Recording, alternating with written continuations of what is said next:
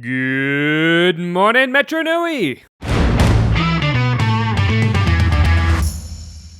Welcome back to another episode of the Barraki Talk Show. We're your hosts, the Mielik brothers, Jacob, Samuel, Thomas, and we're glad you're joining us today as we talk our way through the weird and wondrous world of Bionicle.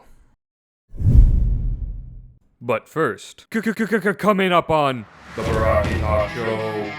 Is it kind of like Nietzsche spinoff where they go, the Toa Nuva are dead and we have killed them? We have killed them. Sorry. Matanui is dead and we have killed him. Matanui is dead and we have killed him.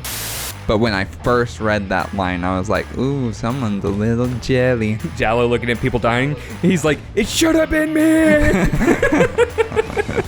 They won't take the time to help their friend. They will take the time to spite their friend. Yep. If that's not the Piraka, I don't know what is. Yep. All that and more coming up on the Barraki Talk Show. Before we begin today's episode, I just wanted to ask you, dear viewer, if you are smarter than a Biotuber. Because on a very special episode of the Barraki Talk Show, 7 prominent Bionicle YouTubers will answer a series of questions, and you will have the opportunity to answer these very same questions, which are linked in a post and in the description of this episode, to find out once and for all if you are smarter than a Biotuber.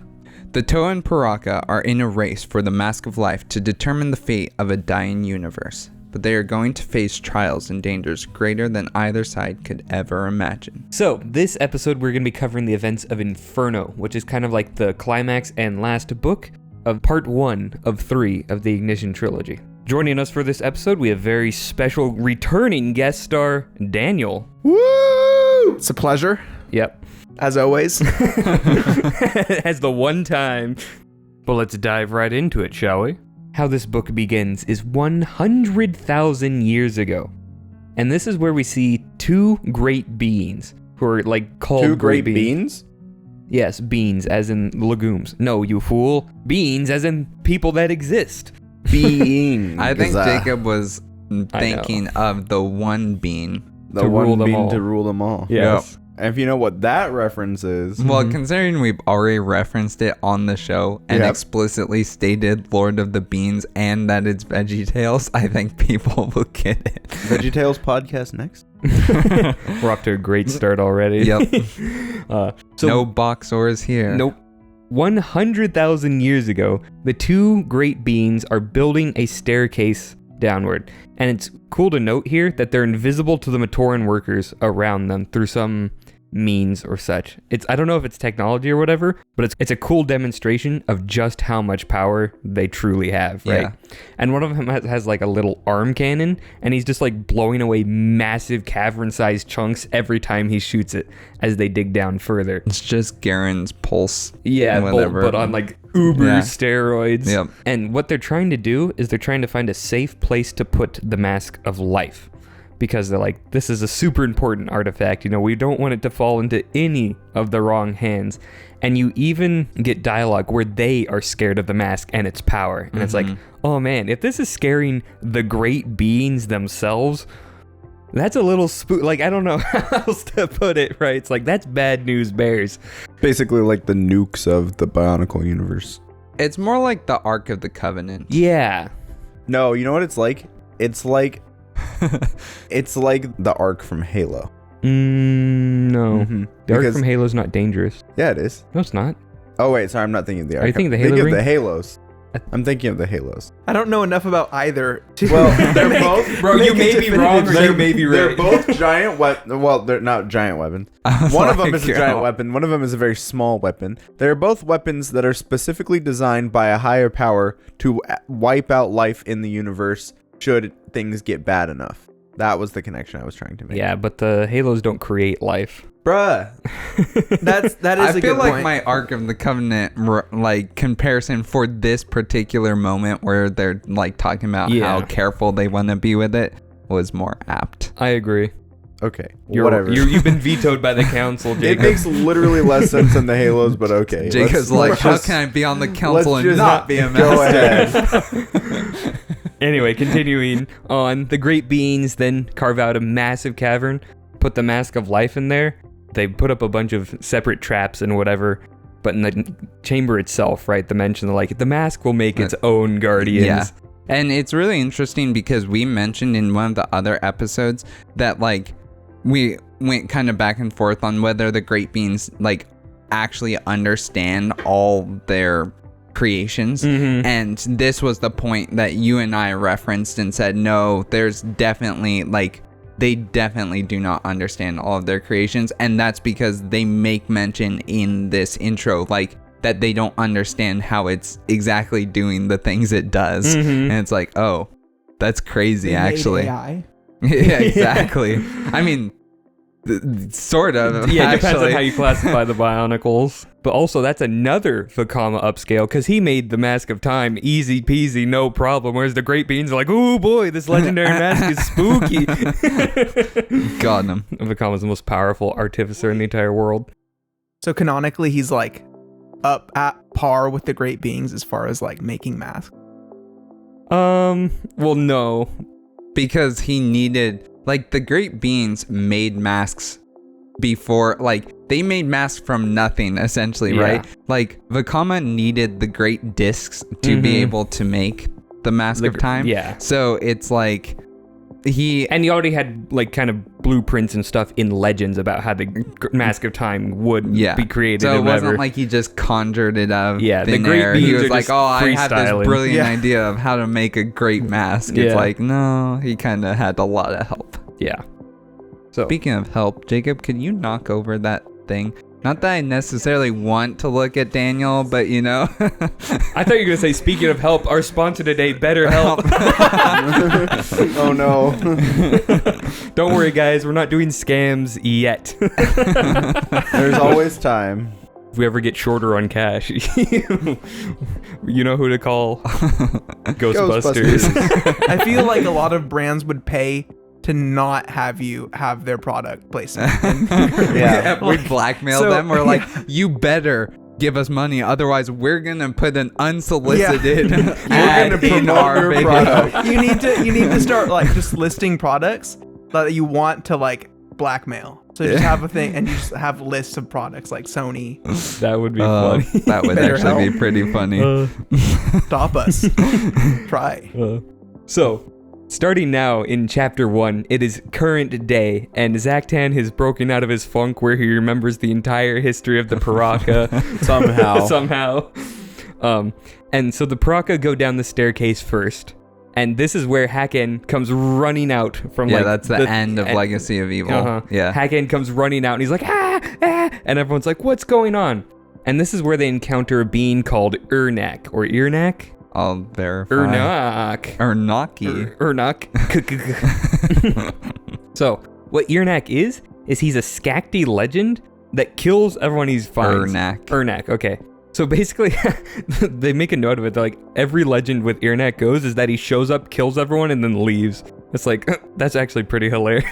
Which kind of explains why the Skakti are how they are. If all of their legends are massive, powerful guy shows up, kills everyone, and then leaves, I think I would also turn out like that I think too. Urnak was clearly based off of Krampus, right? Yeah. It doesn't have anything to do with Christmas. But Glinchmas. the idea of like this Glinchmas. folklorish character that they all know about and who has like a really bad, like negative connotation to him, you know, it's like it at least reminded me. I don't know enough about Krampus to make a definitive statement, but yeah. It is like, I mean, it is. I was gonna say, I guess it's comparable. It could be like Chupacabra or anything along those lines. If Bigfoot was evil. Yeah, exactly. It's like Yetis. Bigfoot, Yeti, Yeah. Okay. yeah, but way more evil. Yeah.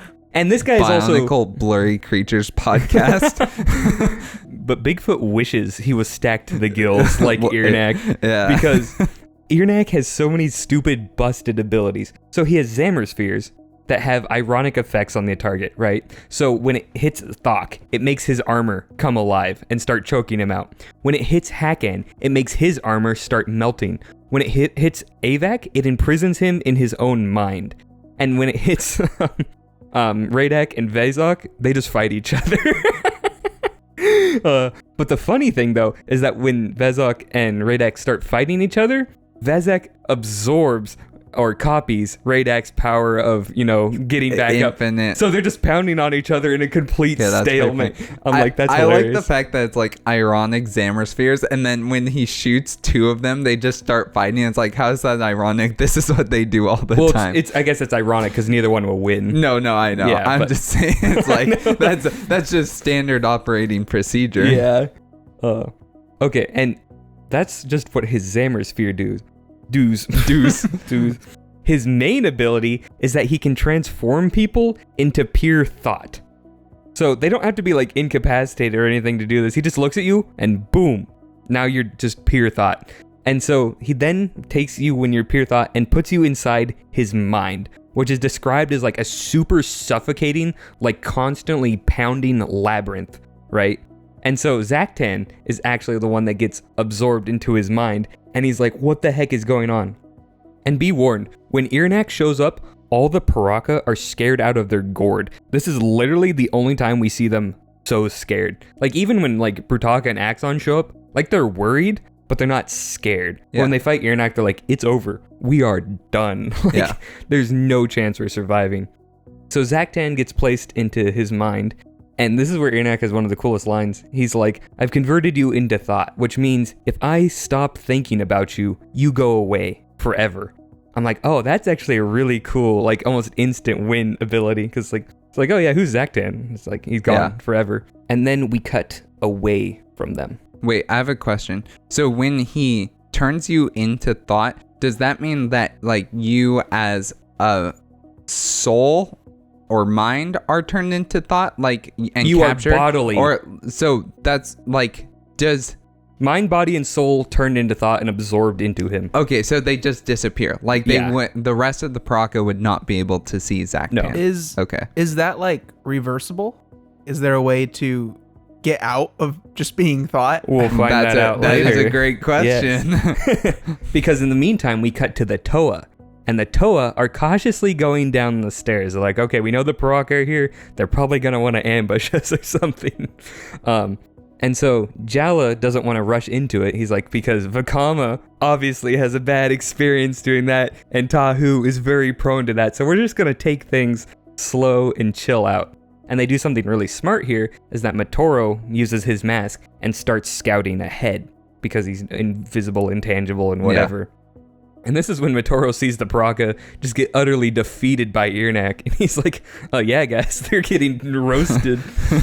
Which is just very funny. But then we cut back to the Piraka's viewpoint. And this is where Zaktan figures out, because he is in Iranak's thoughts. So this is all getting a little complicated. Zaktan is in Iranak's thoughts. And this is where he can see Iranak's memories now. And he finds that the chamber they're in, that they entered, is a chamber that brings whatever is most feared by the people going into it to life.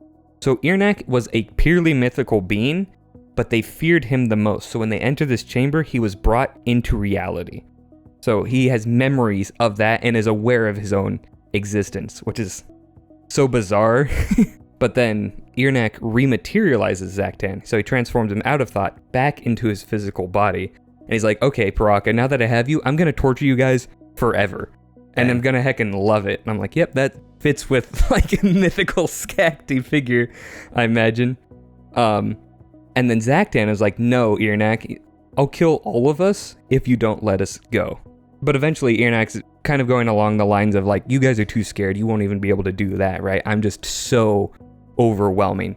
And then Zaktan counters with like, not an inspirational speech, but it is a speech of sorts. And he says, he kind of gives a whole speech about how he has face fear, how his current body scares him, because it's unlike anything in the universe, and it's just horrifying to look at, and how he uses that fear on others to get his own way and enact his own will. And upon hearing that, Iranak is kind of impressed. He's like, you know what? That's pretty cool, actually. And I have a quote from him. He says, you use fear as a weapon, the same as I. I make you fear life, and in return, you make me fear death. You have found your true being. Your essence is darkness and the grave, Piraka. The pit yawns for you, and who am I to keep you or yours from it? Dang. Yeah. Because what will happen is if Zaktan kills all the Piraka, Iranak will cease to exist, because there's no one in the chamber to fear anymore. Oh, man. Yeah. But he could kill most of them. Yeah, he could kill all but one of them, which I think would be hilarious. So I really like that because Irnak is a weirdly calm and rational guy for being like a homicidal rage monster built on destruction. And also, as we see, strangely poetic, right? He's just breaking out these Shakespeare bars. So then Irnak's like, yeah, you guys are free to go, go kill stuff and do whatever. Which is just so funny. So then we cut to the Matoran resistance, who are looking for the Toa Nuva. That's it. That's the only relevant thing here. This book jumps around a lot, and a lot of the plot points are less interesting than others. So then we go back to the Toa, and the Toa now get close to the chamber. And when they get there, the Piraka, when they arrived in this, they had gone right through a tunnel. When the Toa get here, the right tunnel is blocked off, and they can only go left. How mysterious. Well, and It just means that they separate the team so they don't go in the same chamber at the same time. Yeah, I know. Oh. yeah. Spooky. No, that's by far the most terrifying thing so far.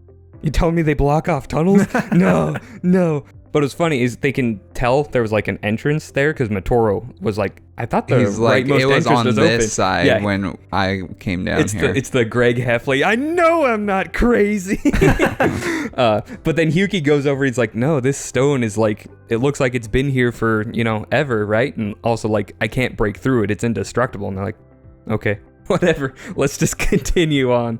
And one funny note here is that Kongu, when they decide to go left because it's the only option, he's like, you know what Taraga Matau always said about going left, which is a neat callback to Maze of Shadows. Yep. No, Voyage of Fear. When Voyage they go of left. Fear, yeah. I'm like, that's funny. It's just a neat little thing to incorporate. Right. I like the fact that Matau just never let that go. Yeah. Well, it was, enough so that all of the Matoran know about it. I know. Like, how often? And he always says this. Like, how many times are people going left on Matanui? Like, it's a wide open island. I just like to think that, like, every time he says it, he just side-eyes Vikama.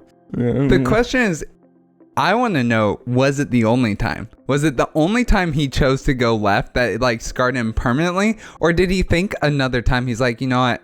I need to get over this fear. I'm going left. And then something, like, truly awful happened again, and he was like, that's it, that seals the deal. He runs into Rahi Nui. Yeah, exactly, right. He has left PTSD. Yeah. He meets PT Akmu. left. PT left D. Yeah. Nah. It works. Anyway, so they all are going down, and they meet Toa Lee Khan, who comes running up towards PTLD them. would have made a lot more sense. Post. Jacob, it's too late, bro. We moved on. It's within the time frame. We'll allow it. 2 more seconds, and boy, you would have been gone. Or 5 second You've been rule. cooked, bro. So they go down and they meet Toa Lee Khan, and they all know Toa Lee Khan is dead, right? But he seems very alive in this moment. And this is especially weird for Jala, who was, when he was a Matoran, wearing Toa Lee Khan's mask. Yeah. So he's like, And all the Toa are like, this guy's not real. He's an imposter, right? They're like, yeah, he's an imposter. Like, this is a trap or a trick of some sort. But Lee Khan is like, turn back, okay? The Mask of Life, it's not for you guys. Just let it go. You're not cool enough. Yeah, and Man. they're like, That no. doesn't sound like Lee Khan. Yeah. Then Lee Khan disappears, and they decide to advance further. And when they go further in, they encounter the Chamber of Fear, and inside they find a Rakshi, a Turok, which is the one that killed Jala. They find a Borak Hall, a Nui Rama, a Muwaka, and Makuta himself. They just find all the things. Yeah, and they even comment on it. They're like, this is the most random assortment of villains I've ever even heard of. I'm surprised there's no Vizorak in there, but obviously it's because these are all enemies of the Toa Nuva. Yeah, well, and the Matoran, too. Like, it is interesting. Do you think that it's the same sort of chamber where it's conjuring, like, something that they fear? Or do you think this chamber is entirely different in what it does? It's the same chamber, Okay. I believe, yeah. It's just interesting because it's like, who fears the Muwaka? Who's so scared of the Muwaka? Yeah, that's what I'm wondering. Wait, I'm like, what's a Makuta? Muwaka? Okay. It's like a giant cat creature. Yeah, Okay. essentially. I think it would have been funny because it stated that Rakshi are like the Muwaka's favorite treat. If the Rakshi and the Muwaka just started going at it. Yeah. That would have been funny. So anyway, they fight them. And it's not, for all the matchups that seem easy, it actually is a pretty easy matchup, right? So like Holly's just dueling the Muwaka and she just gives it like a light jolt with her water-infused or lightning infused water against the wall, but that ends up killing it. And she's like, oh man, it's like the Invincible scene. She's like, I thought you were stronger than this. Like, I've seen Muwaka take way more punishment. So then Nubru is fighting the Borak Call, and he takes it out easily because a Borak Call against a full-blown Toa isn't that difficult. And I did add a note here. I'm like, it'd be funny if Nubru was like, I can make a super Boxor out of this thing. Imagine a Borak Call Boxor. That would be super cool. Sick. If, of course, these things were real and not, Yeah, we'll get to that. So, Jala is fighting the Turok, but his past death keeps him from winning, right? Like, he's going in for the stuff, and he's like, he just starts seizing up with fear, because he's like, I literally died of fright last time I saw this thing. It killed me, right? And this is also one of the ones that destroyed Takoro, so it's like, also pretty bad experiences with this guy. So what he ends up doing is he makes a flame wall to try and capture the Rakshi, but it is infused with lightning, and the lightning ends up arcing out from the flame wall and frying the Rakshi and Krata alive until they're dead, obviously. And so he's like, oh, I didn't really want that to happen. In the meantime, Kongu is wondering, he's like, why haven't the Borak Call and Makuta spoken? Because normally we can't get these guys to shut up. Oh yeah, the direct quote, usually we can't get these losers to shut up. Which I thought was very funny. However, Kongu is the one who decides to fight Makuta himself. And so, his mask isn't picking up anything from Makuta though, because he has the mask of mind reading. He's like, that's weird. Although he does kind of play it off. He's like, maybe it's mentally shielded or something, but still bizarre. So, he's like dueling Makuta, launching some attacks, some are working, some aren't. And then he has a Zamor Sphere locked on him, which is full of the energized protodermis. He's like, this will kill him, right? And he's like, I could do it. I could kill Makuta, end this all right now, but he doesn't. And then his Zamor Sphere fires on its own, frying and killing Makuta. And with that, the whole battle ends. Everyone has taken out their foes, and all of them have accidentally killed them. He casually kills Makuta? Mm-hmm. So they're all standing around the corpses of the defeated foes. They're like, wow, this is crazy. And then all the corpses, the illusion fades off of them, and they find the bodies of the Toa Nuva dead on the ground. And they're like, oh man, we just killed the Toa Nuva. Imagine if the Piraka went down this path and like, we get to fight the Toa Nuva for free? Heck yeah. That would have been pretty funny. And so, this is why they're like, oh, no wonder that Muwaka wasn't super durable, because it was just like Gali Nuva or whatever, who's obviously not as physically tough as a Muwaka. And they all sit around and kind of contemplate this, because they're like, we obviously can't be trusted to control our powers. Like, we thought we were just doing minor blows, but it was killing people.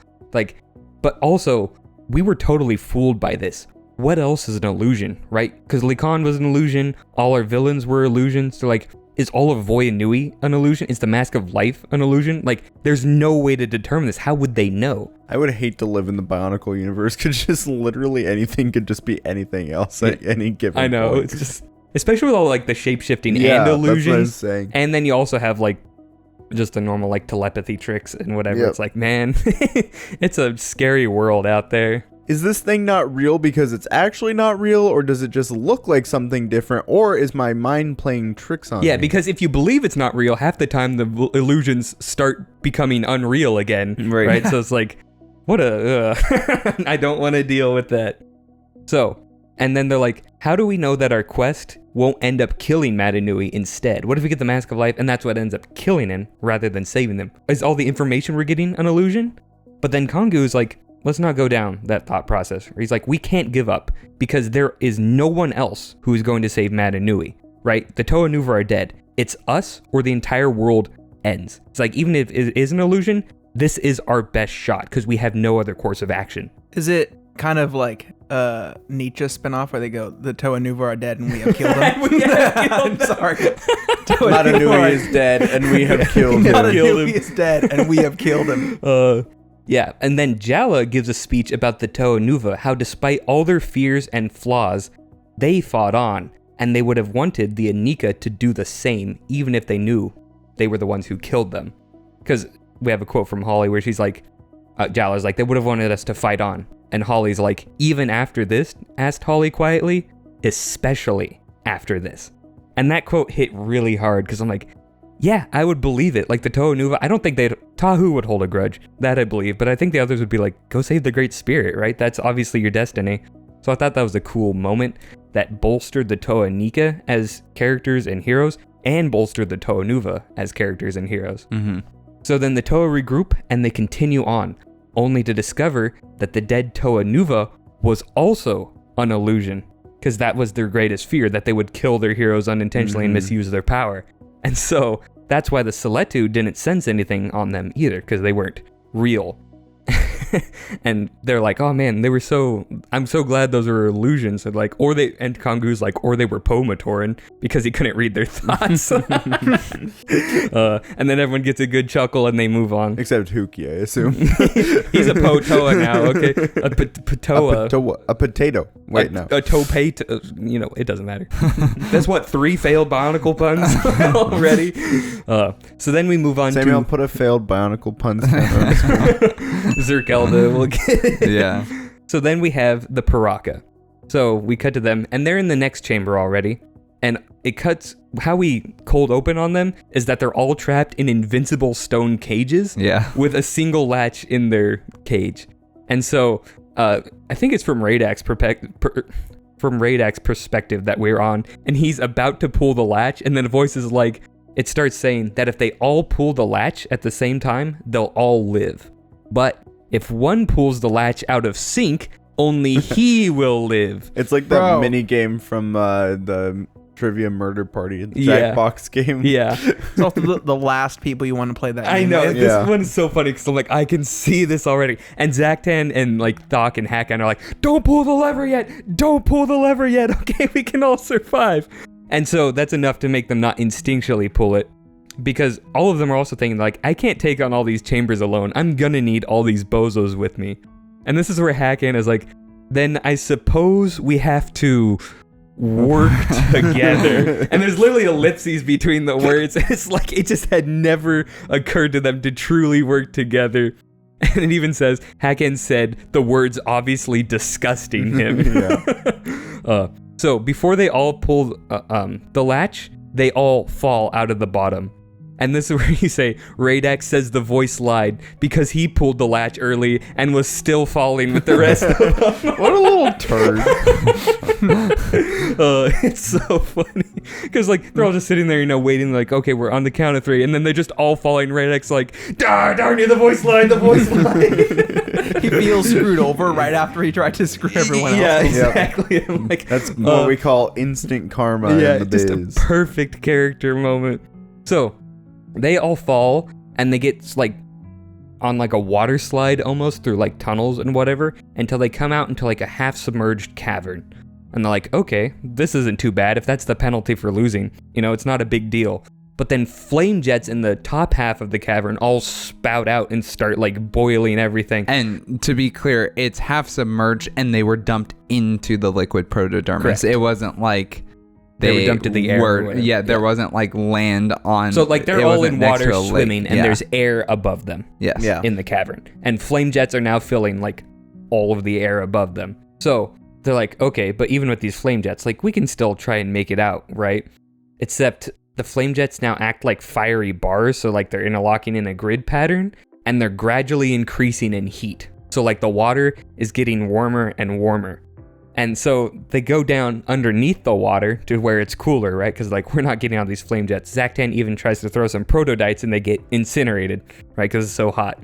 And so this is exactly like the scene from Tangled. Yeah, because that's what I thought when I was reading it. I know. They're diving down into the rocks looking for any way to get out, like a tiny little crack or whatever.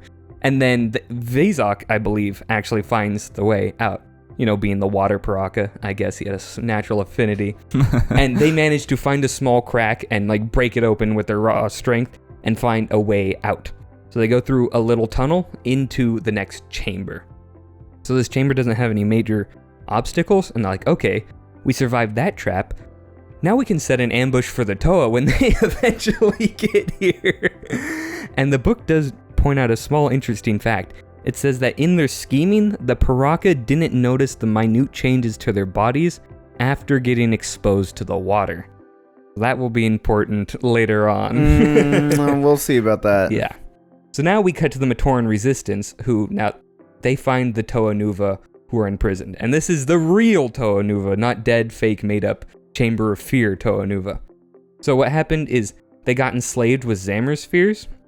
So they're all hanging on the wall, and they were ordered to constantly pour out their elemental energy into like some sort of magic drain, right? And it's like a creepy scene because like they're maskless, toolless, hung up on the wall, and it's just like all flooding as they have their green glowing eyes from the antidermis enslavement. It's like, wow, Brutaka, you are one sick freak, you know that? And so the Matoran then free them, right? And whatever. And then we cut away from that. There's just weird like jumps to the Matoran resistance in this book. Yeah, it's very strange. Anyway. We also forgot to mention that Axon and Brutaka are just dueling it out this whole time. Yeah. So a thing to note is that in the last book, Brutaka got his power back. So Axon and Brutaka are going to fight. But we'll cover that at the end. Good cat. So, but now we're following the Toa. So they're in a chamber, and a voice is like, one of you has to die. Or everyone has to renounce the quest and go back out. Otherwise, you can't leave this chamber. So they're obviously like, we don't want to do that. And like they try breaking down the door, but it doesn't work, right? And they're like, okay, one of us does have to die. And it says Jaller is going to volunteer to die. But then he thinks about, because he's just had an encounter with the Turok, he's like, I have died before, and that's heckin' scary. So he freezes and he hesitates just for a little bit, like he's still going to go through with it. But Matoro chimes in before Jala does, and he's like, I'll do it. I'll die. And everyone's like, no, Matoro. Like, you can almost imagine, like, the slow motion moment. And then Matoro's like, no, I don't have, like, any super useful skills. I'm just Nudu's translator. Is like, my death will impact you guys the least, because I am the least useful. And then a beam of light strikes and disintegrates him instantly. Just poof, gone. Oh, my God. And everyone's like, what? God took no time to obliterate that sinner. Yeah. He was all, oh, great.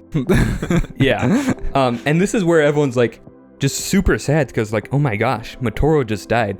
And I believe it's at this moment when Holly actually cries, right? I think so. I'll verify, but I'm pretty sure it is. I know it's somewhere along here. Yeah. Because everyone else is just like super sad and distraught. They're like, oh my gosh. But like, I think that's the only time we actually see like a Bionicle character cry. Mm-hmm. Maybe because she's a water toe, she can actually generate like the liquid dermis like no one else can dripping actually. Down her face. Yeah.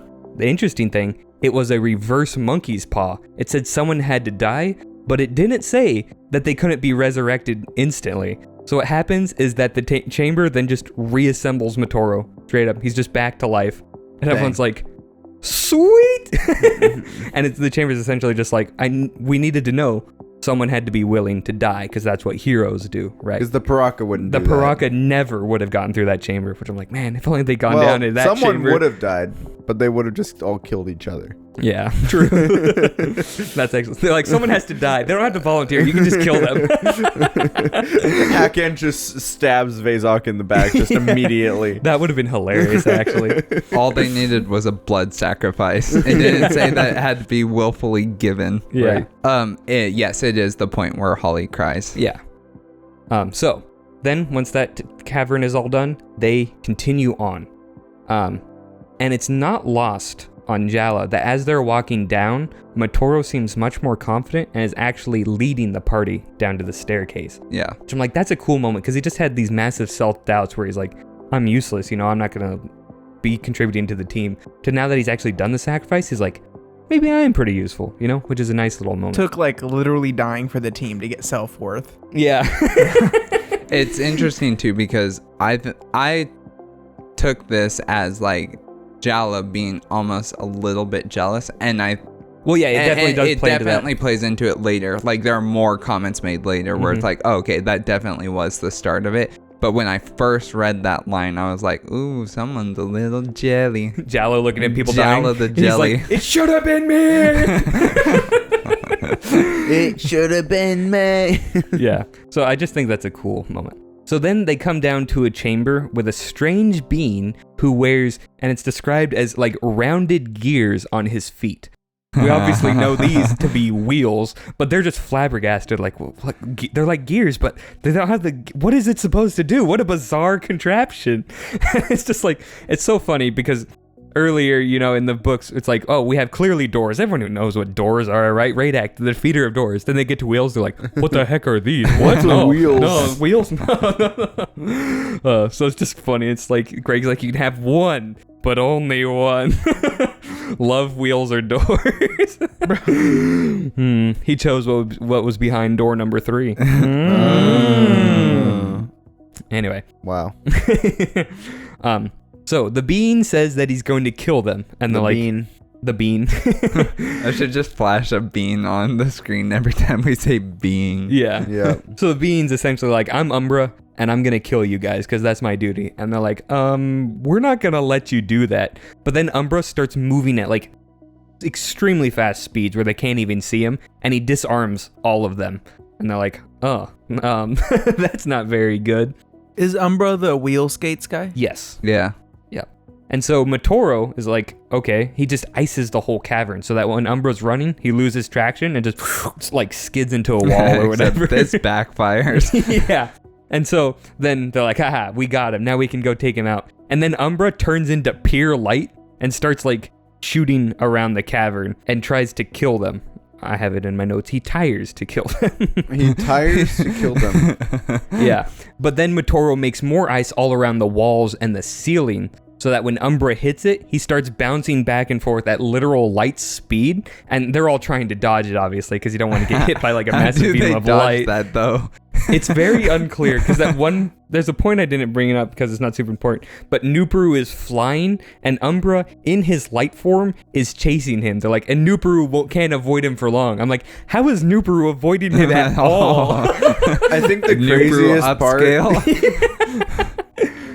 Anyway, going back to Umbra, he's been bouncing around so long until eventually he gets tired and just passes out cold on the floor. And they're like, okay.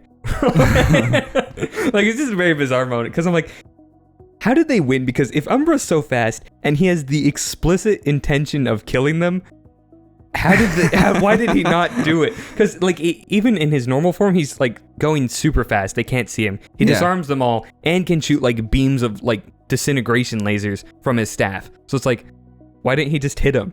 Brutaka can do it. He took out that entire Toa team instantly. What's stopping Umbra? Plot. The plot armor was so thick. It is actually crazy when you consider how powerful Umbra actually is, though. And like, they do him such, like, it's so dirty, right? They do him dirty in this scene because it's like he is clearly very powerful, and they're just like, whatever. We're just gonna do like this cheap way to make sure that they get out of this, and it's like, that's disappointing. Yeah. I feel like there could have been a more clever solution too. Or make him less powerful. Like, that's all you needed to do. I don't know. It bugged me. I would have liked to see the Piraka fight him, because Ivek could imprison him, then they could figure out a way to do stuff, and it'd be more of an actual fight with like counters on both sides. Whereas the Toa is just what would have been really interesting is if Jala. So I think that the mistake is him turning into a light beam. Because now you're shackled to the speed of light. Yeah. But like if he was just really fast, it would have been cool to have Motoro glaze the floor, right? And then he slips, right? But up to that point, while they're trying to like distract Umbra, they have Jala try to distract him intentionally because he can subconsciously dodge any attack that Umbra would throw at him. That would have been cool. So it just gives Motoro that split second to be like, I'm not in danger. I can now use my powers to ice the floor, so that way we can trip him up, right? And I think that would have been a good, more tactical way to like use their powers and use how we know that they can use them and use their brains a little bit more instead of just being like, let's just make a mirror ball. And well, and there were cooler ways they could have done as well, because if they needed time to think of a plan, they could have had Hyuki like throw up a dome, Nuperu throw up a secondary dome, so it's hard for him to get in. Yeah, and true. then Jala could have set up like his energized flame wall, because you can't just run through that. You're going to get hit by lightning or whatever, right? So it's like you could have given them time to come up with a plan, and that would have also protected them. Like, even just throwing up any sorts of walls would have given them it would have been a cooler fight. Yeah. Other than just ice. Yeah. Ice everywhere. And it just raises way too many questions that just don't get answered. And it's like, why? Yeah. Like, the amount of time you spent to describe this, you could have described a much cooler way to do this. But It was just very bizarre. especially since they just defeat him so easily. It's not even like his more powerful form is more dangerous to them ultimately, right? So it's like, if you're just going to defeat this powerful being in a relatively lame way, then at least make the fight interesting to read about, you know? I don't know. It was all very bizarre because, like, especially coming off like the Chamber of Death, where I'm like, man, what crazy, cool, powerful, and emotional moments. And then I get to those, and it's like they beat a guy on roller skates. They don't learn anything from this. Yeah. It's like, okay. Well, I mean, Greg had to just put that character in, so you know. What is Umbra? Good question. A guardian of the Mask of Life. That's the best way of describing We'll him. get to him in Is he Titans. like sentient? Like, is he actually like Sort of. cognizant? Basically, yes. Yeah. But In the same, Yeah. in the same way, what's his name? The guy with the Ernak. surfboard is The guy on the surfboard? the Silver Surfer. Silver Surfer dude in the Inika. Oh, Toa Inika. Is they're the same? Are they like the same type of thing? No. Umbra is technically sentient, but he's very limited in his. Yeah, Go. we'll get to it. Okay, Okay. we'll get to it. Trust me. In Titans, which is Not in this episode. no next week. So, I do like the idea of Umbra just like bouncing around until he like knocks himself out, because it is kind of. I mean, clever. it's a good way to defeat him. It's Yeah. not a bad way. It just, like I said, it raises more questions than it answers. And so it's like, it's a cool solution if they weren't in the room. Yeah. Right?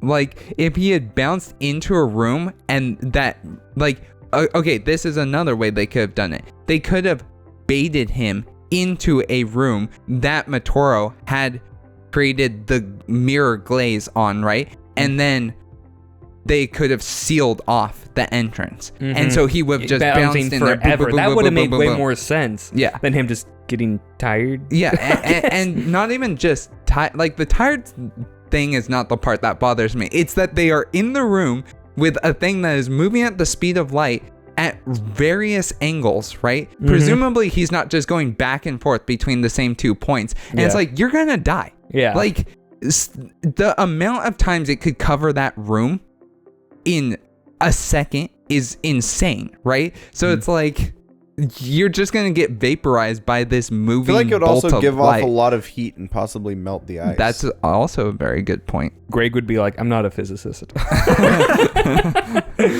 Although it does seem like bionicle ice works a little different than regular ice. Bionicle everything works different than It's everything. a lot more durable for some reason, and like significantly less prone to melting. That is true. It takes a long time to melt bionicle ice. Anyway, they have defeated Umbra, and it's just kind of lame. Probably the lamest chamber. If we didn't make that clear already. Yes. Although we talked about Umbra in this chamber more than like anyone else. Don't get us wrong. We hate this guy, okay? I like Umbra. I like Ernak. Ernak's cool too. Yeah, he's better. You is can't what I'm like saying. both? No. Okay. It's one or the other, Jacob. All right. So they continue on. Aren't you a Botar lover? Botars are the goat, bro. You can't be dissing Botar on this channel. So they continue on to find the chamber with the Piraka in it, you know, where they were setting up their ambush that they'd been dumped into. So in this chamber, there's a big old bridge, and the Tar are like, okay, we should go cross that bridge. But they're like, wait a second. This kind of seems like a really good place to ambush us. I'm like, oh yeah, it is. Then I think one of them sees a Piraka. No, like, Nupro flies around. Yeah. Yeah. And he's like, yep, they're a Piraka. nice Barraki. They're like, okay, good to know. And then Australian Nuparar causes an earthquake and destabilizes the bridge.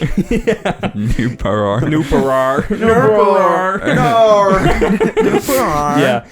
So they're like, we're not going to go on that bridge yet. Nupru causes an earthquake, destabilizes the entire bridge. It's bouncing, and they had the Piraka had the time to like make a turret on the bridge. So like the aiming on that thing is going crazy. I'm like, how did you make a turret in like 2 minutes? Pulls out his engineering skills from TF2 and he's like, yeah. I was thinking Torbjorn from Overwatch. Oh, that works Same too. thing, really. Yeah. TF2 will get you more street cred. That's a good point. So Overwatch just makes me look like a noob, Yeah. a normie. So, with the Piraka off balance, the Toa go in for the attack, and they are wrecking shop. They're winning pretty easily, with only Zaktan being the real major threat, because he's really hard to counter. But then, Kongu throws a Cyclone to disperse Zaktan, but it was too powerful, and the bridge was already super weakened, and it starts collapsing the entire bridge. And they're like, oh, that's not good. So everything essentially just, like, explodes. And the Toa are all trapped underneath the wreckage of part of the bridge, right? The Piraka somehow all manage to escape serious injury and continue on to the next chamber. Also, I don't know why they don't just finish off the Toa right here That's and now. what I wondered at this They're exact in a hurry, moment. okay? They need the mask of life. But they're not in it. Their only time limit's the literally- Toa. Yeah, and they literally just waited there. Yeah, setting up an entire ambush. It's like They're not pressed for time. Yeah. They have weird, anyways. They have strange priorities. Yeah, because I'm like, just kill them already. Especially coming off of, like, Dark Destiny, where they fight the Toa Nuva, and they're like, yeah, let's kill these guys. Maybe they You were know on the what other would- side of the bridge and the Toa were on the other side. Because isn't it a lava river? Even then, Zaktan could just fly over. It Yeah, would have but been it is a really lava river. interesting if at that moment, like, so they're doing this ambush, right? And then they're like, we should finish them off. And at that moment, they like all hear this or have this feeling that they shouldn't. And it's Makuta saying like, no, you can't kill the Toa right now because that's not part of the plan. That would have been good. Samuel should have written this book. Yeah. It is very frustrating when I think of these minor things where I'm like, oh, it could have been so much better. Well, it's especially frustrating in this book because there's so much good stuff, both large and small. Like that little moment with Jala, a little moment like Holly crying or whatever. Like, ooh, and that's just juicy, nice detail. And I'm like, I'm so glad you thought about that because it adds so much. Then in moments like these, it's like, why don't they just kill him? It's like, It's like, what do you mean you don't know? And it's so frustrating because there's there's cool ways to reasonable get out of it. explanations Mhm. for it, right? And it's like, nope. Like Yeah. the annoying thing about Greg Farshji is that he shows that like he could be a genius if he wanted to, but then just doesn't. Like he gives you literally Radak. I think like he gives you a stand. Like he gives you a like sliver of hope that Bionicle is actually like Shakespeare. And then he's like, and you're like, man, he's a writer, and then he just proves you wrong. Well, you have to think about the fact that he had to write 5 books in 6 months at the best. A year. No, it's not a whole year between waves. Mari and Inika are not a year apart. Well, I mean, if you're talking development time. Yeah, Talking development time. time. Yeah. I know. I'm not. He had to write these fast for sure. So I'm just saying, he probably wrote these books over the course of like a few weeks. Yeah, I'm not dogging on Greg. Crazy. Like, So it's not under like the circumstances, I would probably do worse. you also have to remember that he was the editor of Lego Magazine at this time too. And he was Really? answering all the Yeah. fans' questions. Anyway, so with that happening, the Piraka go into the final chamber. The Chamber of the Mask of Life, also called the Chamber of Life. And there they find Vezon. Not Vezok, but the guy who split off from him, Vezon. And so, Vezok and Vezon are staring at each other, and Vezok is really mad. He's like, grr, I'm gonna get this guy, I'm gonna absorb him back into my body. So I put Vezok is mad, but Vezon is crazy, so he's mad, and he's like, woo, I'm the Jonkler, baby.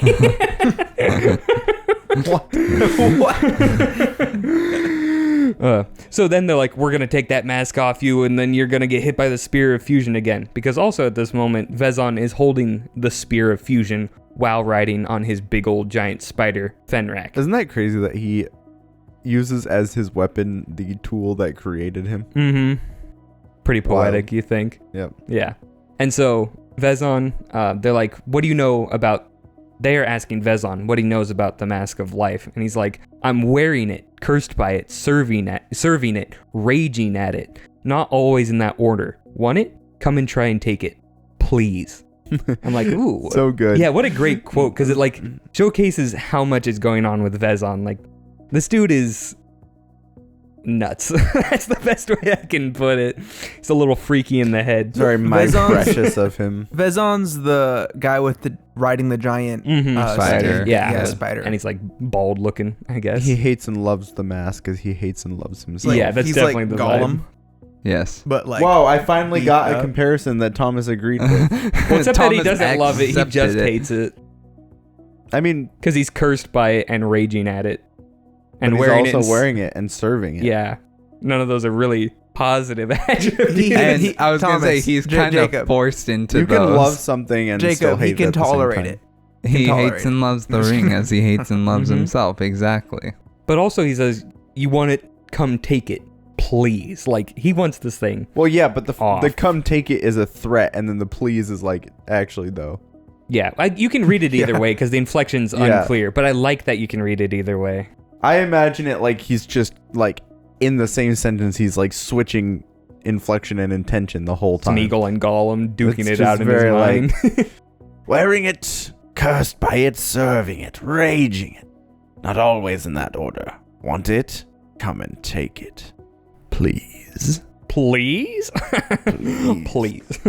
Anyway, so Please. the fight starts off with Avak just imprisoning Vezon, as, you know, he should, because that's the most busted move. But, as he does so, it doesn't work because the Mask of Life is fused with Vezon's skull. So if he is in a permanent cage, they can't get the Mask of Life out. So that's not a permanent solution that's really gonna work. So they're kind of stalemated, right? Because Vezon can't do anything to attack them because he's in prison. They can't do anything because they need, you know, him intact. Until Vezon proposes a deal. He's like, they kill Vezok, and he'll consider handing the mask over to them. And the Piraka instantly just shoot everything they have at Vezok and combo him into the wall. Amazing. No hesitation at all. No hesitation at all. I'm like, oh, that's so funny. I like how at least they are that consistent, right? They never They never They change. never hesitate. It's always the same, and it's like that. I love that. And I also love that Vezon outsmarts Vezok in this moment, right? Because he's, you know, Vezok's intelligent half. Yeah. I'm like, that's good. That's some good writing there, Greg. So then Vezok absorbs some of the powers, and he breaks out of the wall.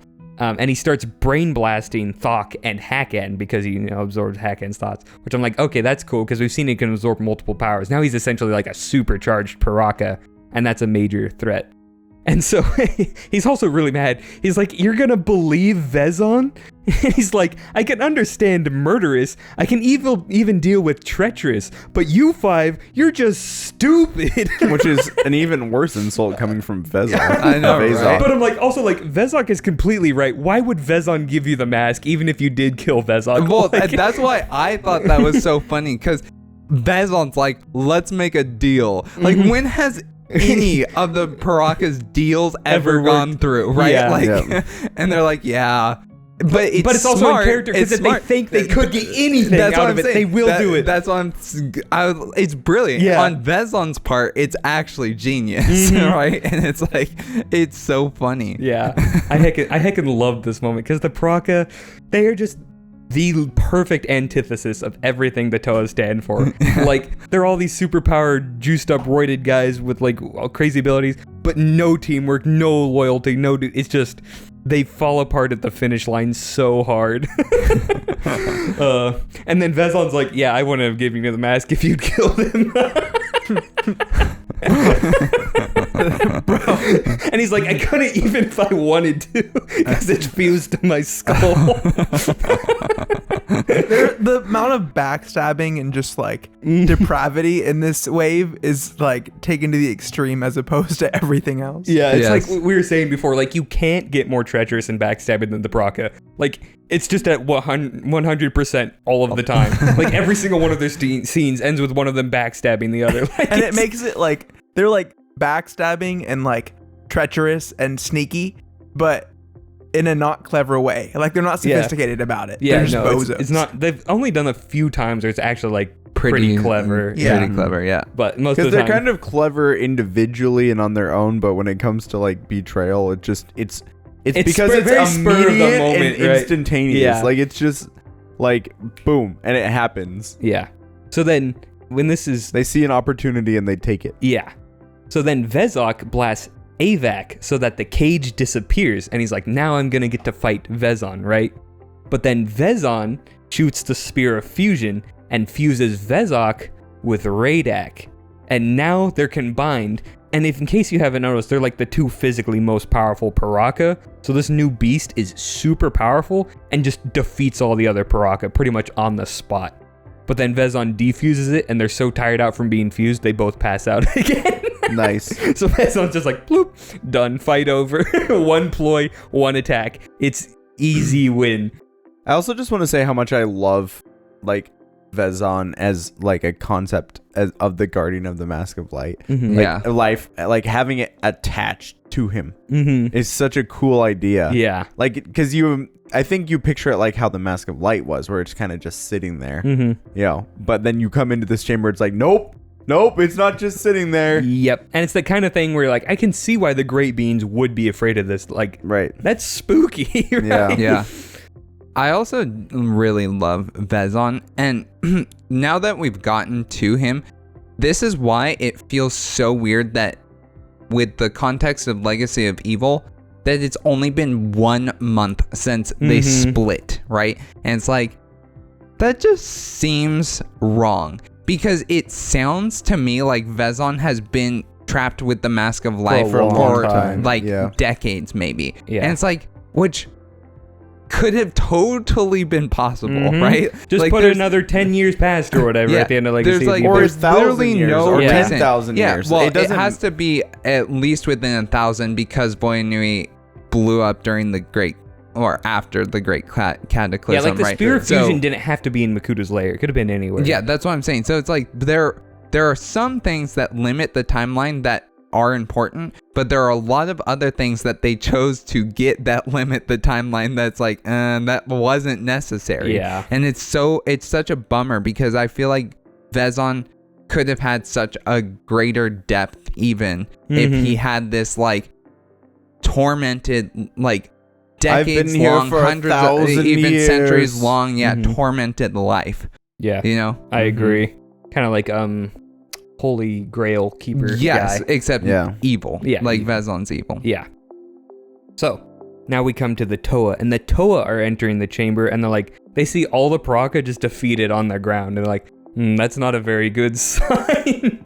And so Vezon is like, I knew you guys were gonna be here, because I can see the future, and that's how I know so much stuff. And, the Toa are like, that's also not good at all. But I do like this ability because it's like, Vezon's a Piraka, right? He's a kind of pseudo-Skakti, so when he's fused with the Mask of Light, he has a vision power, but it's like future sight, which I'm like, that's actually a really cool play on that concept. So, way better than Impact Vision or whatever the heck is going on. I just love that this is what's said right before the next thing that happens, though. What do you mean?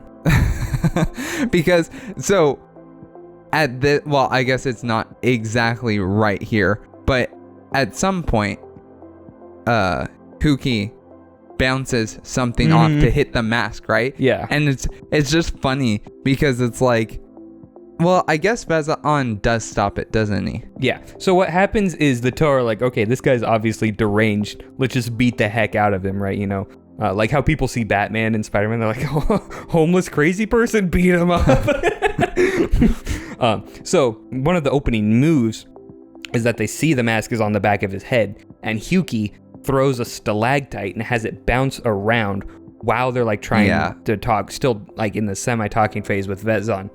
But Vezon catches it just out of the corner of his eye and turns around and like blocks it, right? And they're like, dang it, because it was about to like take the mask off the back of his head. Yeah. And so that was a cool moment. So, but the reason I was bringing it up is that it's like... He didn't see it from his future Yeah, sight. exactly. He's like, I can see the future. And he was like, except he didn't know that was coming. Yeah. So it's like, it's obviously a very limited It is a very limited site. future site, but I like it because like it allows them to get all the names of the Toa and kind of like their general purpose, right? But it's not just like unlimited, always active. It seems like it's a broad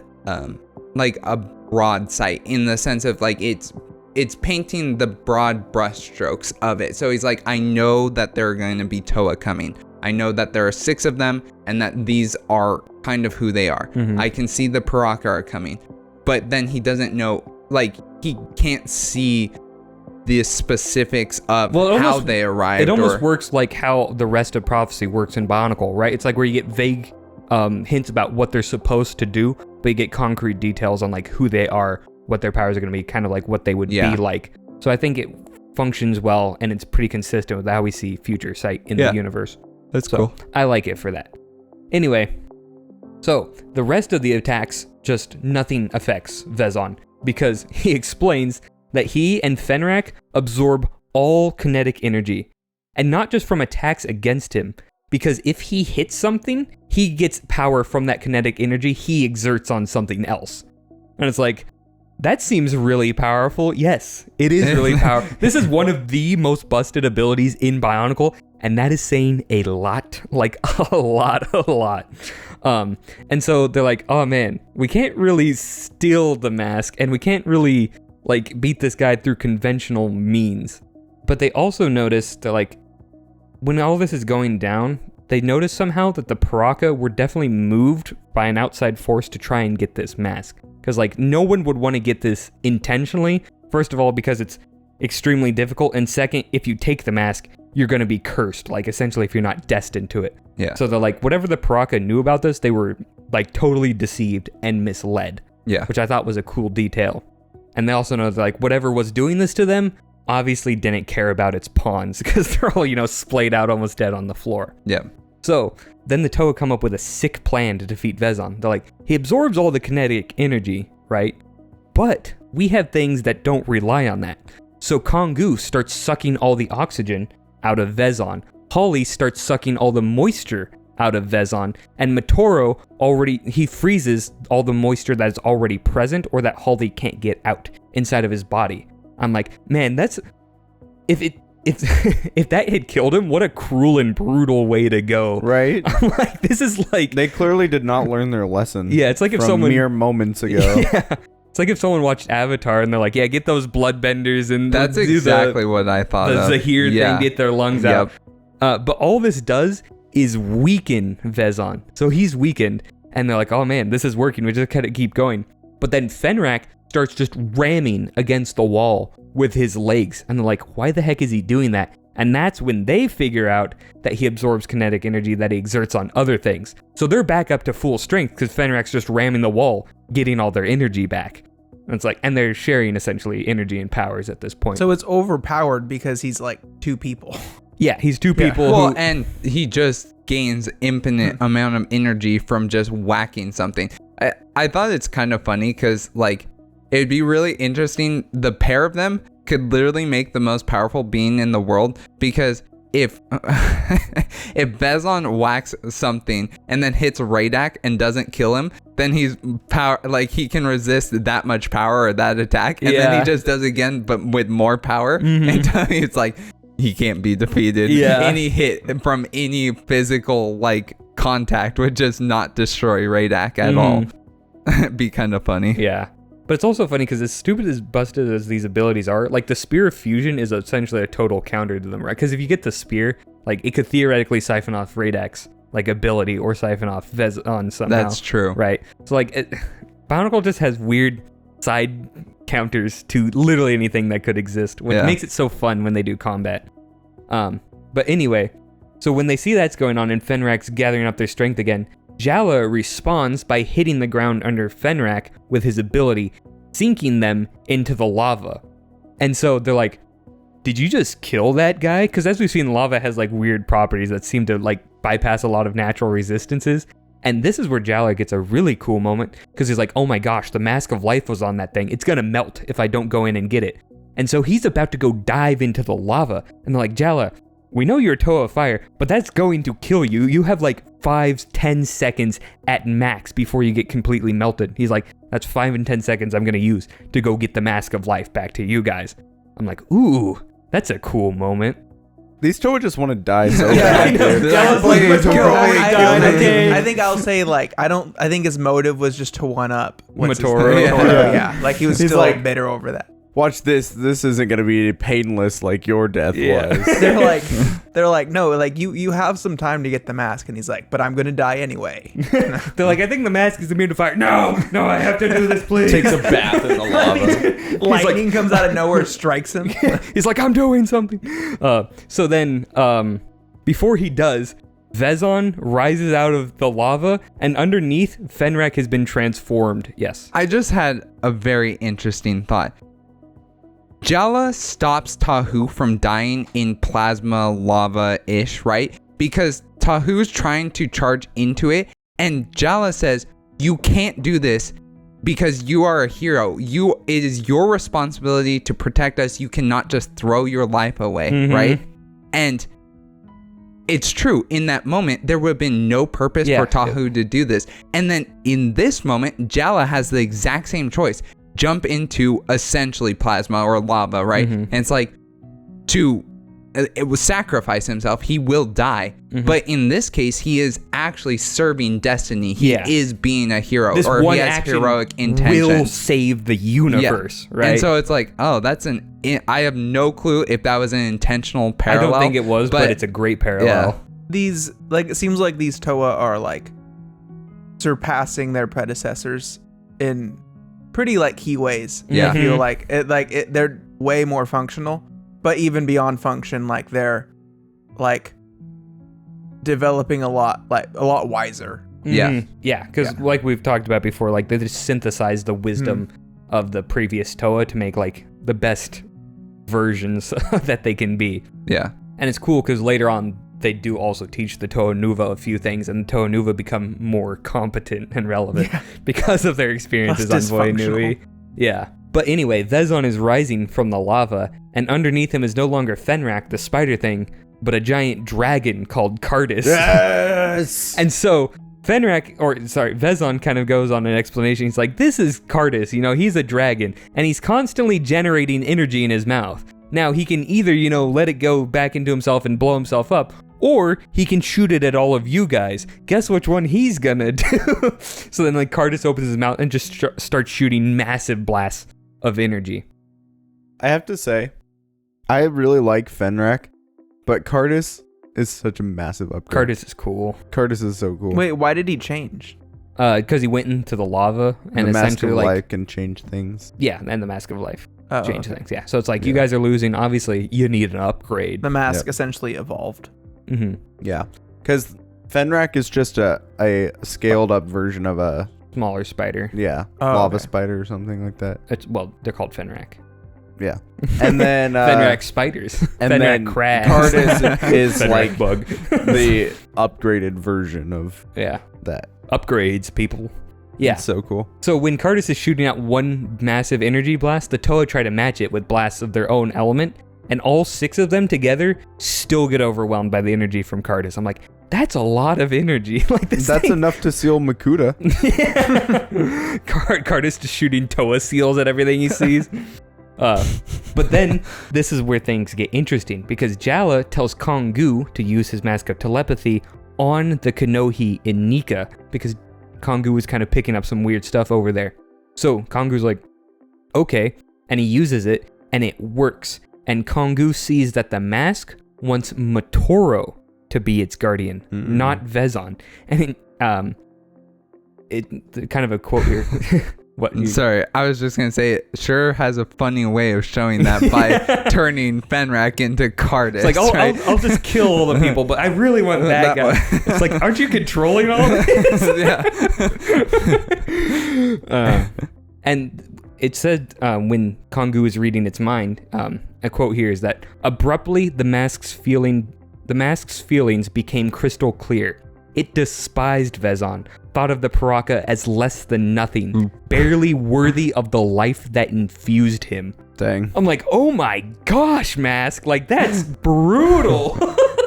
Like, imagine being like the guardian of all life in the universe. Like, you create it and give it, right? And just looking at this guy, you're like, man, I regret my decision. I hate this guy. It's like, to be fair, it didn't say unworthy of the life that infused. Barely worthy. He's like, you live for now. You're on thin ice there, buddy. Umbro's like, thin ice, no. But as we've already established, thin ice would still last a very long time. Good point. Yep. Anyway, so then Kongu projects the mask's thoughts about Vezon and the other stuff into Vezon's head. And so it says the effect was immediate. Vezon and Cardis stopped dead. Rage and grief warred on Vezon's face as he realized he had been condemned for eternity to serve a mask that held him in contempt. The object he fought so hard to protect wanted to abandon him like he was trash. It was more than Vezon's already unstable mind could accept.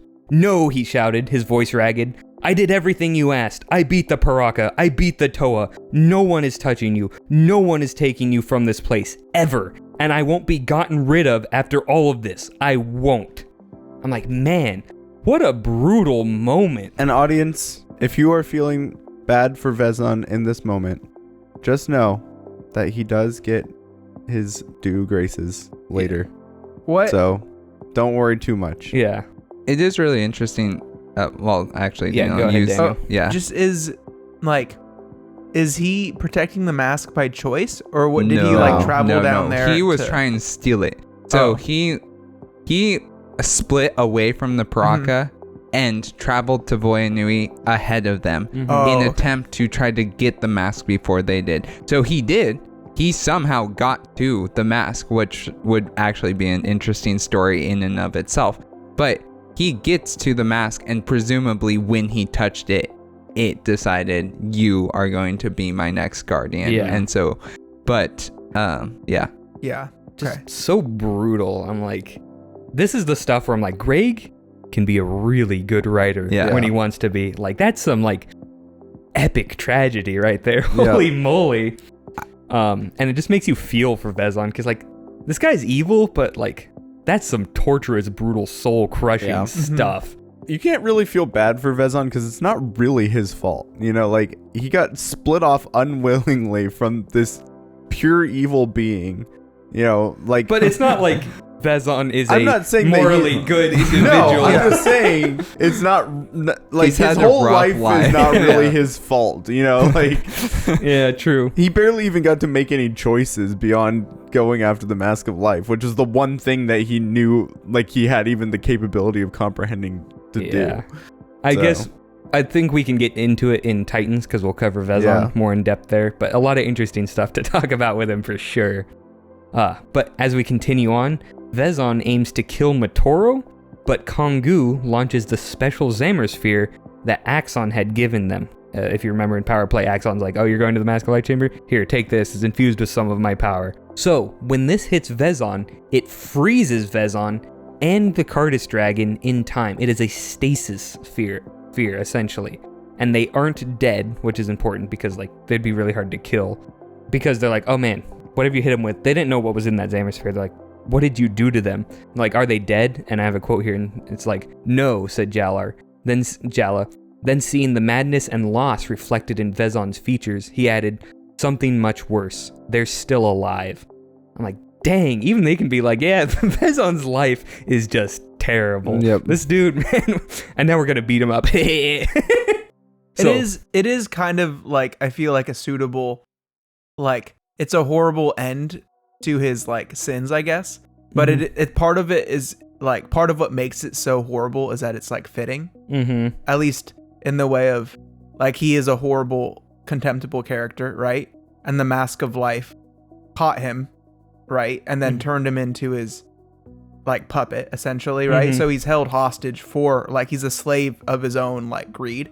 But he also, like, is very much facing the fact that he is just the most contemptible, like... Well, yeah, because he's a murderous thief who doesn't believe anyone else has value beside himself. And so he wants to get the Mask of Life. He gets the Mask of Life, and boy, he has it forever now, right? But also, the mask, ironically, doesn't think he's worth very much or of any life. And he's like, it's just karma coming back directly onto him, and he can't face how he views others, essentially. It's like, man, brutal. Anyway, so then Motoro goes and he reaches into the stasis bubble and takes the mask of life from Vezon, because the mask goes with him willingly. It's like, heck yeah, I finally got Motoro. Everything's coming up spades for me. So then the Piraka wake up again, and they're like, okay, Toa, now that you have the mask, we're gonna kill you and take it. I'm like, are you guys stupid? I think so. They are stupid. I think we've figured that out at this point. So dumb. Yeah.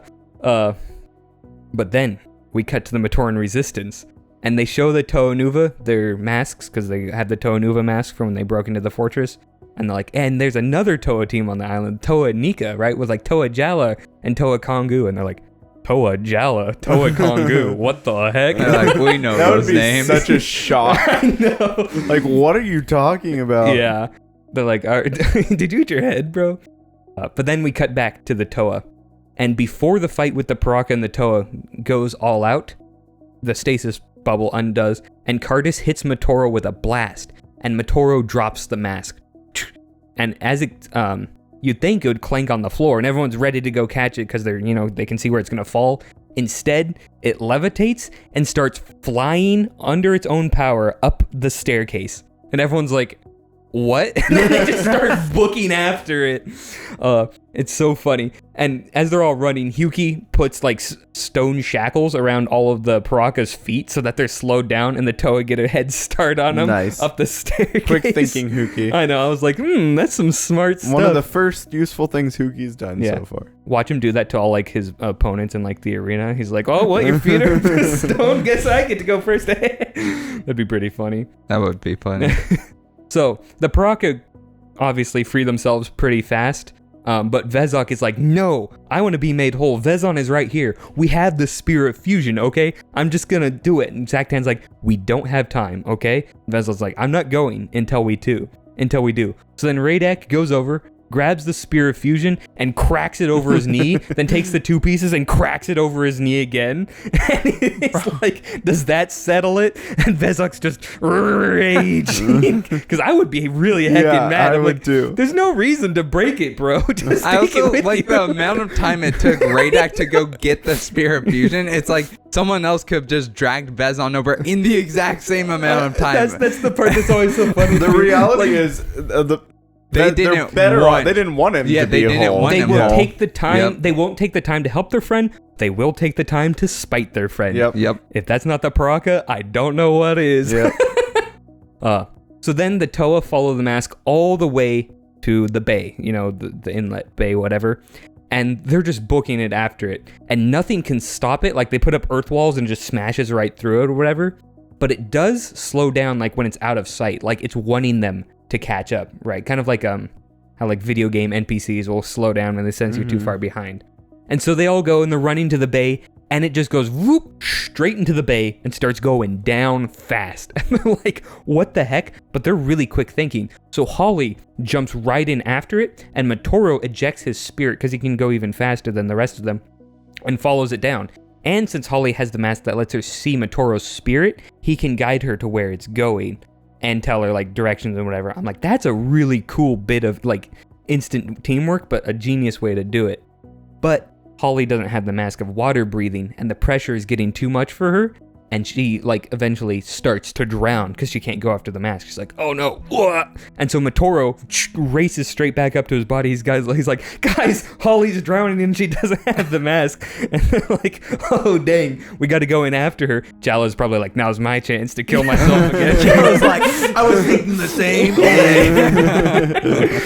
thing. But before they can go in after her, a Matoran swims up from under the water and brings Holly with him to the surface.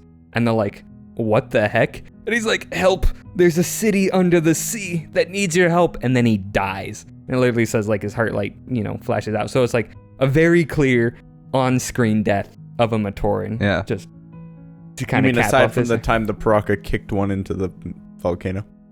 So it turns out they didn't kick one in the volcano. He fell into the volcano. Oh, okay. Yeah. So aside from the time the Matoran fell into the volcano. It was manslaughter. Yeah. So Then the Piraka are all right behind them, and they're like, we can attack the Toa now. Sorry. And take them all out because they're distracted.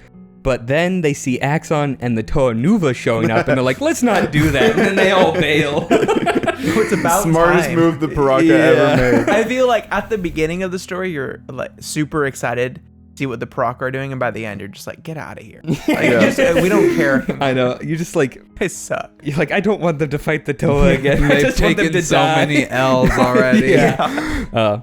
So then the Inika meet the Nuva, and warm greetings are passed all around. They're like, oh man, you guys are actually Toa, you know? That's crazy. But then the Toa Inika are like, oh my gosh, the Toa Nuva, you're alive and fine. You know, this is so cool. But more seriously, after all the like light talk is done, they're like, okay, now you can help us go get the Mask of Light. And the Nuva are like, no, I think it's your destiny to go get the mask. Okay, he's like, we have our own mission, the Nuva do. And I'm like, that's actually a really good, like, because that is obviously the different destinies, but like them being able to recognize that, I think is a great way to show the wisdom that they got from the Turaga. Yeah. Right? It's like, because they can sense the destiny a little bit, especially since they came to the island, got obliterated. They're like, okay, obviously we're not cut out for this mission. And then Axon is like, I can actually get you down below Voinui to where the mask is. It's like a special passageway that goes beneath the sea. And they're like, oh, that's really cool. Yeah, let's go do that. So then they go underneath, and that's the end of the book. Very Bum. cool. Yep. Yeah. Just to be clear, the special path that Axon shows them is like a tunnel. Yes. Because there aren't enough tunnels There are in not enough Bionicle. tunnels. Or hallways, as you like to call them. I know. I'm just like, man, another tunnel. This is hilarious. You can't have enough of them. Closing thought? All right, here's my closing thought. Before we do closing thoughts, we have to cover Brutaka and Axon. You guys are covering why'd them you today? put that Are they after? tight? Well, Well, just what they were doing Yeah, during what the they were doing. book. Because during this whole book, it would flash to them occasionally, but since it In didn't, their massive I have a lovers theory quarrel. about what they were doing. they're not lovers, bro. Greg would kill you. He would shoot you on the spot. We were on this. They're just like I have a theory or two. They're just likers. Have you ever seen? Likers quarrel. That's pretty good, Jacob. Bro, thank you. That might have to go on a shirt. At least for me, no one else. I feel like they do have some Brokeback Mountain lore. No, Like- it's just like- a good old fashioned bromance. Like a okay? picture of Frodo them and- hugging. and it's Sam. a Frodo- picture of if they Axon and didn't get Brutaka along. Oh, hugging. it's not a Frodo and They Sam both thing. have Think of like an cowboy hats. enemies one. Samuel. I feel like Never mind. there's a story on the tip of my tongue where there's two best friends and they end up on the opposite sides of an ideology. Dumbledore and Grindel. Pokemon. No, because they're not. They were also lovers. Wait a minute. I need actual best friends. Raya and the Last Dragon. They're both on the same side. No, I swear this should be easier. Just a basic rivalry trope. I know. I'm sure there was something, but There- like, Have you yeah, read the there's Pokemon? gotta be. Gale and Katniss. Jacob, no. this is really niche. You guys but are terrible the at this. Pokemon graphic novels. No, don't know. Bro. Sorry. I'm not a Dang it, Pokemon bro, I'm way nerd. too niche, bro. Yeah. Kill me now. You're too niche for Anyway. a guy on a Bionicle podcast. The relationship yeah. is exactly like if two best friends were on the opposite sides of an ideology and they had to fight to the death. Almost exactly like that. But I crazy, literally bro. can't think of another example. Like right now. like Jinx and Vi. Yeah, like Not best friends. there's They were best definitely- friends. There is 100% a bunch of stories like this, and as soon as we end this I know. podcast, we're gonna be Well, thinking of yeah. them. We're And not gonna people have are a gonna counter be for flooding that. the comments. You know with what? them too. Speed Racer. Racer X. Mm-mm. Speed.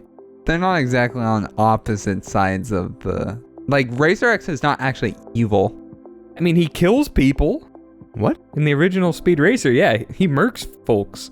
And then Speed's like, who's killing all these famous business tycoons? And he's like, I'm your brother, Speed, it's me. Oh, okay. Okay, I got Proven one. wrong. Anyway, moving on to Brutaka and Axon. What they were doing the whole time, smiling like a maniac. I was gonna say, but they're brothers. Yeah, I was gonna say, you disqualified shut down Jinx and Vi. Get out, Thomas. Get out. Thomas- you know what? This is how Thomas- it feels. Thomas, can I be honest with you, bro? No. Frick you, bro. See, I said no, so he was lying. It's all part of my plan.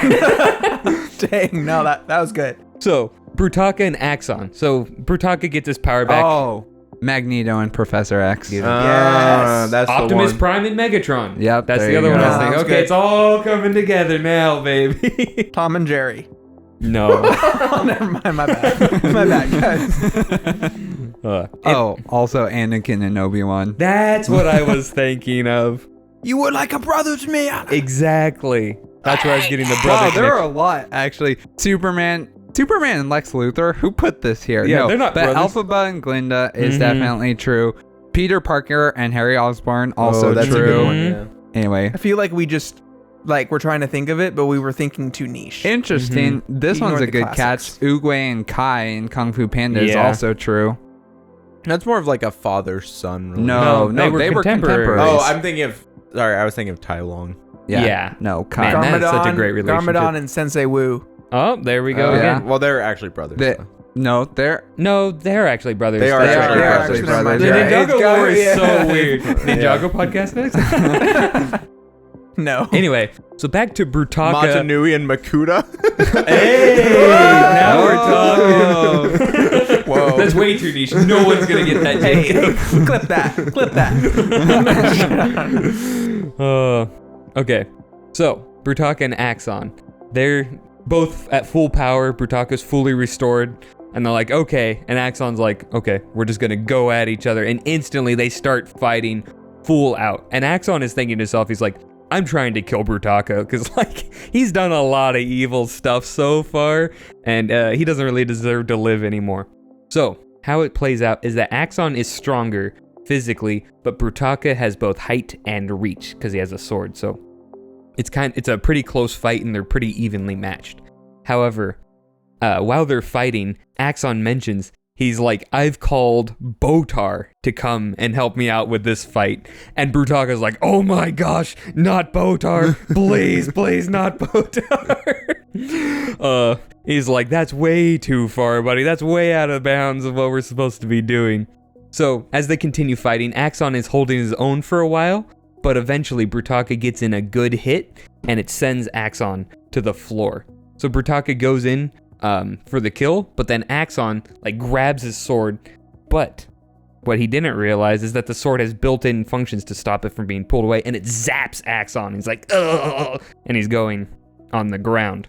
And it's especially funny because Brutaka points out, he's like, you gave me this sword. You know what it does. What are you doing, bro? I was gonna say, I feel like he should know that. I know. I'm like, what a weird moment. But Axon can get kind of a focused rage monster mindset. Yeah. Anyway, so then... I mean, his color is red, so. But he's not a fire guy, Samuel. So that's obviously some sort of like pearl dark maroon No, or something. Thomas, he is a fire He's a guy. metal He's dude. red. He's Yeah. a fire guy. You're right. It's all making sense to me now. He's got that stupid. inner fire. Are there colors in Bionicle, or is it all just Protodermis acting differently? There's no colors. Everything's green. Except Zactin. Yeah, he's purple. Is it just Protodermis telling them that they're seeing colors? I mean, depends on if you want to get to the ontology of colors in our world, but... So, then what happens is Brutaka's like, okay, and he opens a portal with his mask of dimensional gates.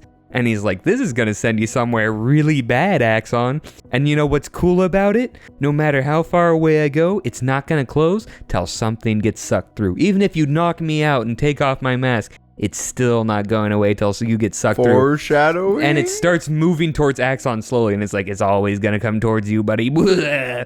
Like, he gets really evil here. That's kind of overpowered too. Oh, it is. The Mask Yeah, of it's super Dimensional Gates is overpowered. busted out the Mask wazoo. of Truth is also Like insanely it doesn't just overpowered, open too. gates. You can create portals that will just slowly keep approaching the person that you're like Mhm. trying. That's so mean. So then, Axon, this is where he realizes he's like, Brutaka is way past the point of whoever I knew him as. Like, he's just straight on villain mode. And this is where he kind of gets a realization. He's like, okay, I'm just gonna murder him. That's the solution. So he gets up and he just gets like this cold berserker rage and he just starts walking towards Brutaka. And I have it here that he like the Chad Fonk walk towards him, you know. And Brutaka's just throwing like energy bolts and random abilities at him. And every time he gets hit, he's like, I deny you. Gets hit again. I renounce you. Gets hit again. You don't exist, Brutaka. You're just a hollow shell without a spirit. A void. And Brutaka's like, oh man. And he goes to dive into the antidermis because that amps him up when he gets into it, or he like goes to the crystal vat to get some, but Axon just shatters the entire thing with one swipe of his axe, and Brutaka's like, oh my gosh, it's all going away. And they also, in this moment, hear the green substance scream. It's like, that's some bad juju right there. There's so many weird things going on at once. Yeah. So then Brutaka's wait, it gets weirder. Hold on a second. Brutaka's kind of in a panic state, and Axon just that. goes, wham, one-shots him, knocks him out. He's gone out cold. So then Botar shows up. He's just this big old scary guy, and he shows up and he takes Brutaka and teleports him away. And they reference that he's going towards the pit, which is, as we'll get to later, a really, really bad place. Somewhere you do not want to be. But before again? he takes him away, Botar is the jailer of the pit, which we don't know that yet. Oh, okay. we'll find more about Botar in Titans. He's very powerful. Yeah. And scary. And so now that Brutaka's down and Axon's a little cooled down, he's like, is there nothing that can be done? And Botar's just like, it's the law. Boom, zoops out of there. I'm like, dang, What a Botar. legend. Cold as ice, bro. He is, though. Yeah. So then Axon goes off to go get the Toa Nuva and rendezvous with the Toa Inika at the end of the book. As he does, the narrator takes time to point out that something massive with a single rider on it jumps out of the portal, closing the dimensional gate. And we later find out that this is the Tatorok and Kraka coming out of the zone of darkness. I love that Voyanui. Brutaka was literally going to send Axon to the shadow. Yeah. Because I remember when I was reading the book, I'm like, this would be so funny if this was the zone of darkness. Like, he sent him to the Shadow Realm. And then they jump out. I'm like, oh my gosh, it's the Shadow Realm. I'm going to send you to the Shadow Realm, Jimbo. Yeah. So then, that's the end of the book. Bum, bum, bum. Yeah. And I'm like, I'm so glad that I want to Tatorok see and that Kraka back scene up. animated so bad. Mhm. That scene would be insanely dope animated. Just the I deny you. I renounce you. Also, Axon has to be voiced by the guy who voices Optimus Prime. Yeah. Who would be the voice of Brutaka?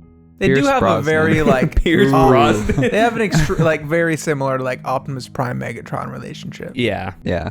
You're just thinking of Pierce Brosnan because he played Dr. Fate and he has the same color scheme as Brutaka. Mm-hmm. That was definitely the subtle passageway to that conclusion of thought. You were right. Next up, Transformers podcast.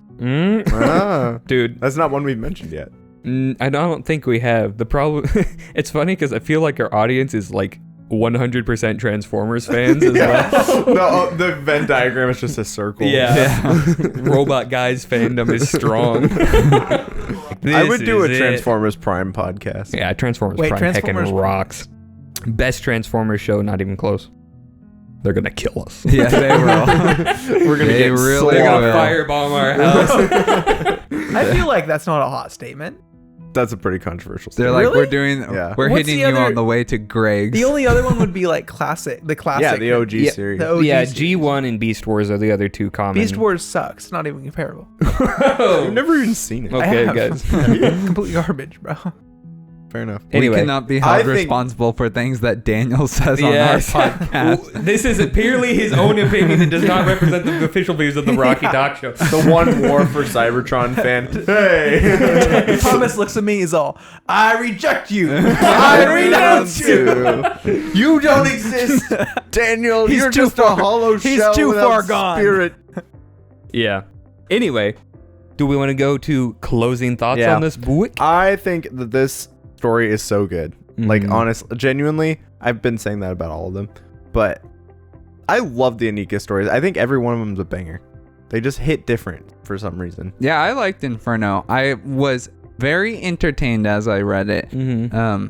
It kept me engaged. So I was surprised how much it was willing to grapple with in terms of what the characters realized. They're like, oh man, we're killing people, right? Like, imagine the beginning of Bionicle, and then imagine like this story. You're like, we've come a long way from that initial tone and kind of philosophy. I think part of it is we've kind of moved. It's ironic because this series is called Legends, but we've actually kind of moved away from sort of the more like legendary mythical format, status. Yeah. into something a little bit more grounded. Mm-hmm. And I'm not mad about it at all. Yeah. I actually like it. Mm-hmm. I mean, both have their place and serve their purpose. I agree but because I'm like, I really like the mythical feeling of like the Mad Inui saga, right? It's like Onua lifts up with his great strength to like grab the boulder or whatever. It's like they use their great agility to move around the massive beast. It's like it has a completely different vibe, Right. but I don't find them completely incongruent, especially because later on the serials they kind of get harmonized. This is not what you guys are talking about, but I was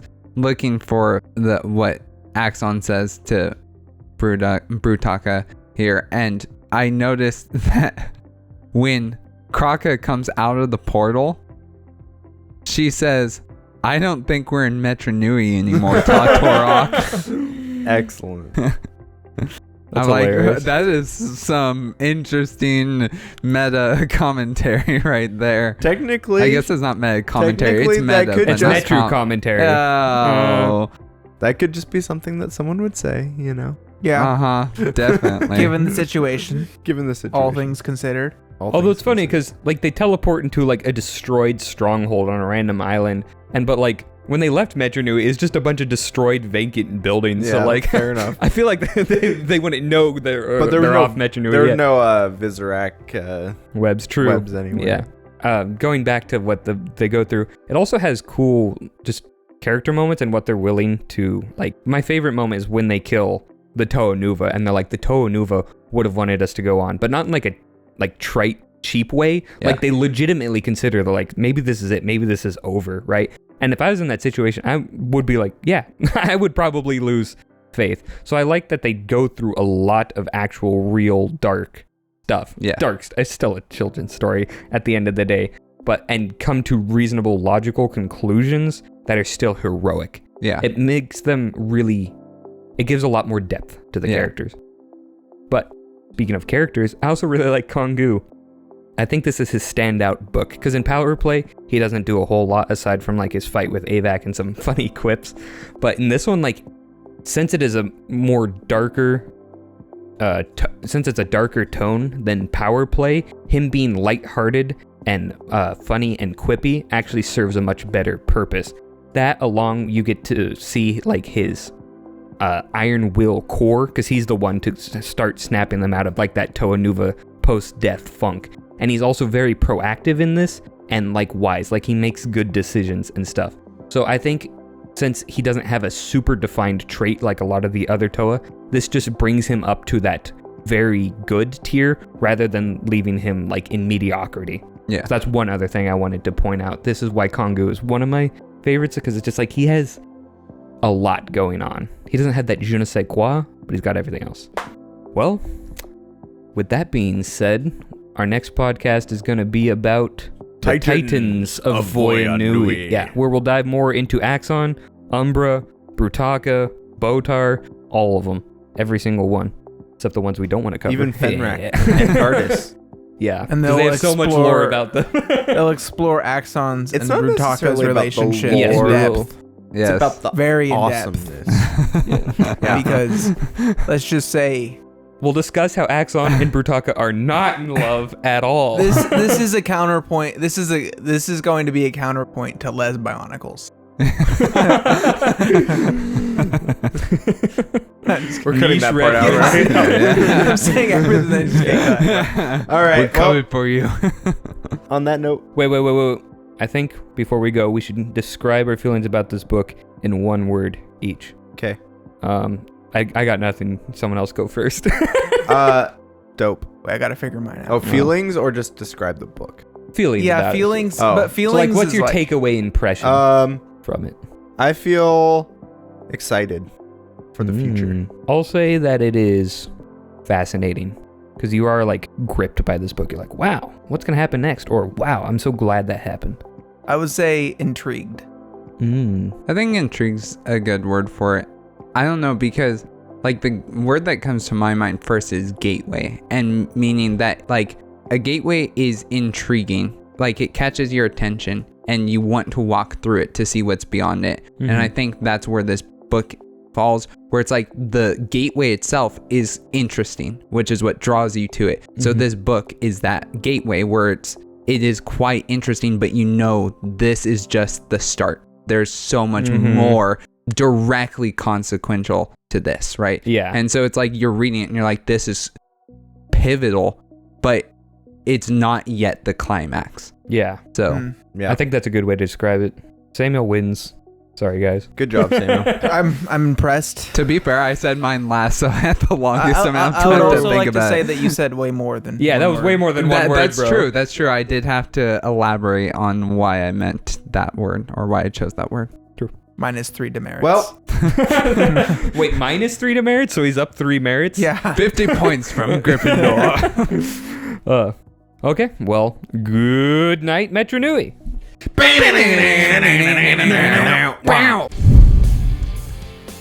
This brings us to the end of today's podcast. If you enjoyed the discussion, please follow us on Spotify or Apple Podcasts.